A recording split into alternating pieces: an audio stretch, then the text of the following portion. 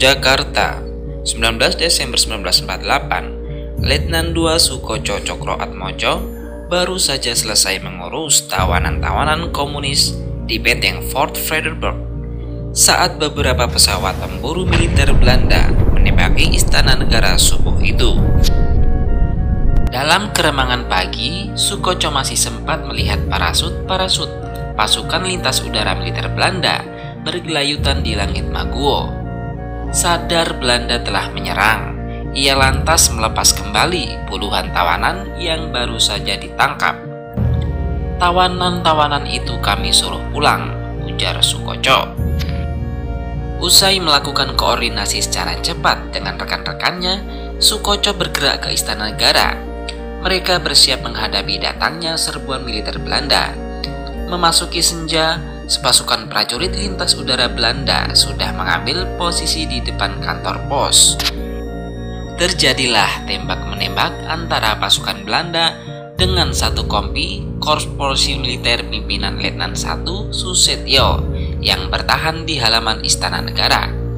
Harus diakui, saat itu kekuatan kita tidak seimbang dibanding pasukan lawan, kenang lelaki kelahiran Jawa Timur 88 tahun yang lalu itu. Tak ingin presiden tertangkap, Soekoco lantas mengusulkan agar Susetio menyelamatkan presiden dan jajarannya, sedangkan ia sendiri akan memimpin 30 prajurit CPM untuk menghadang serbuan militer Belanda. Namun, sebagai komandan kompi, Susetio sendiri tak bisa membuat keputusan. Ia kemudian membawa Soekoco menghadap Mayor Gandhi yang tak lain adalah ajudan pribadi Presiden Soekarno. Alih-alih mendapat instruksi, Mayor Gandhi malah membawa Soekoco ke hadapan Presiden Soekarno di serambi belakang istana negara. Melihat ajudannya datang bersama Soekoco, Presiden Soekarno yang saat itu tengah berdiskusi dengan Haji Agus Salim, Komodor Suryodharma, dan Sekretaris Negara Muhammad Ihsan langsung melontarkan pertanyaan. "Ada apa, Cok?" Soekoco dengan bersemangat menyampaikan rencananya kepada Presiden Soekarno, mulai dari A sampai dengan Z. Usai mendengar usulan Soekoco, Presiden terdiam sejenak. Sambil memandang Soekoco, ia lalu berkata, pelan namun terdengar tegas, "Begini ya, Cok, merah putih tidak akan menyerah." Seraya mengacungkan tangan kanannya ke atas. "Tetapi kita harus menyerahkan tempat ini kepada Belanda," dalam nada datar, ujar Presiden Soekarno. Mendengar kata-kata itu, Soekoco merasa tubuhnya lemah lunglai. Dalam posisi tegak, diam-diam air matanya meleleh. Suasana pun menjadi tak karuan. Di tengah situasi tersebut, tiba-tiba Soekoco melepas pistol dan kelewang yang ada di pinggang, lalu menjatuhkannya tepat di depan Soekarno. "Sudah 4 tahun berperang kok kita menyerah?" katanya sambil berlalu.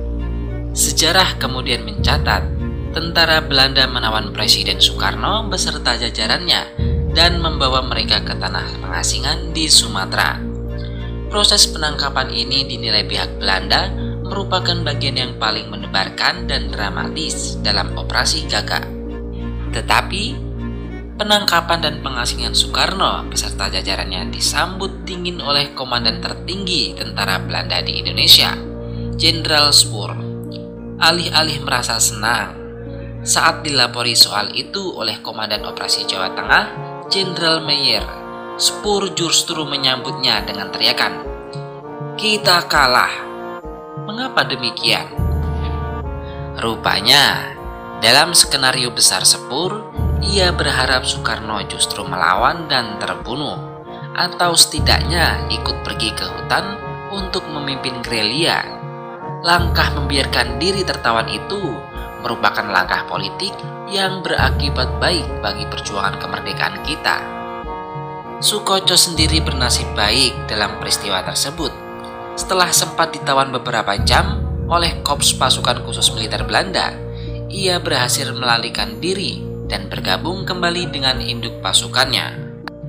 "Ternyata saya masih ditakdirkan untuk ikut terus bertempur dengan militer Belanda sampai perang selesai," ungkap tentara yang mengakhiri karirnya sebagai mayor jenderal itu.